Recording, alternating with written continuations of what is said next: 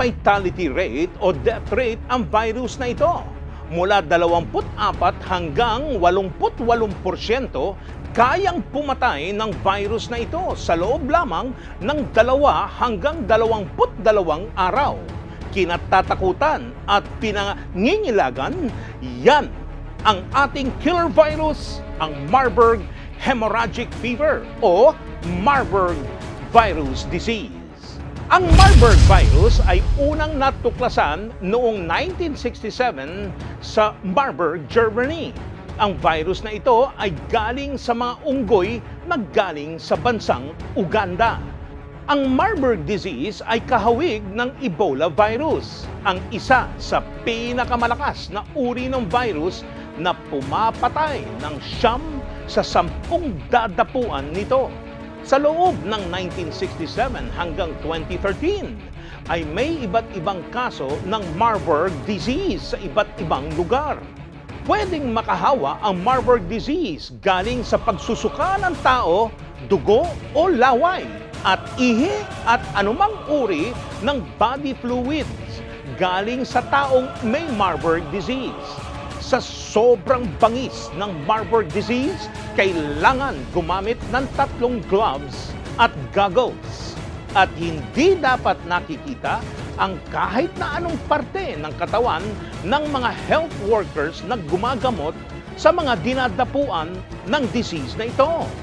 Sa una ay nakakaranas ng sakit ng ulo, pamamaga ng kasukasuhan, sakit ng katawan, rashes, lagnat, pagsusuka at diarrhea. Sa loob lamang ng ilang araw ay mabilis lumalala ang Marburg at ito ay nagpapakita ng mas malalang sintomas. Inaatake ng Marburg ang lahat ng internal organs ng taong may disease na ito, hanggang sa dumugo ang lahat ng parte ng katawan at organs nito. Isang mabagal at nakapangingilabot na kamatayan sa sino mang dadapuan ng Marburg virus.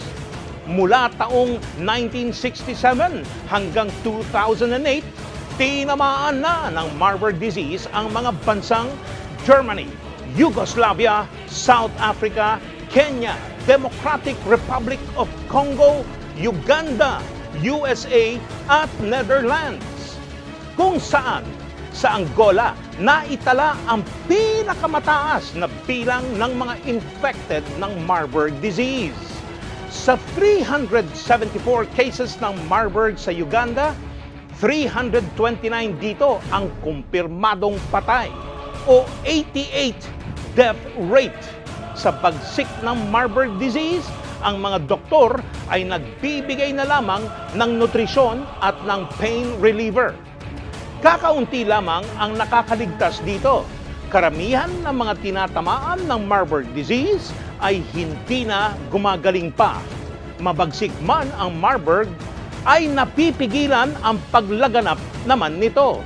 Chlorine ang pangunahing panlaban ng mga doktor at health workers upang mapuksa ang Marburg's disease. Lahat ng kumpirmadong namatay dahil sa Marburg ay sinusunog o dinidisinfect ng chlorine solution upang mamatay ang virus na nakakapit dito upang hindi na makapanghawa pa.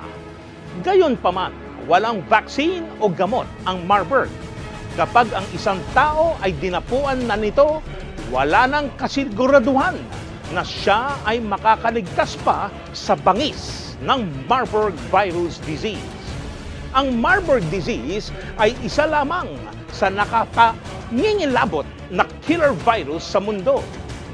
Bukas, ating tatalakayin ang hantavirus, isang uri ng nakakamatay na virus na galing sa mga daga. Ito ang ating pag-uusapan bukas sa Balitang Unang Sigaw, Killer Virus.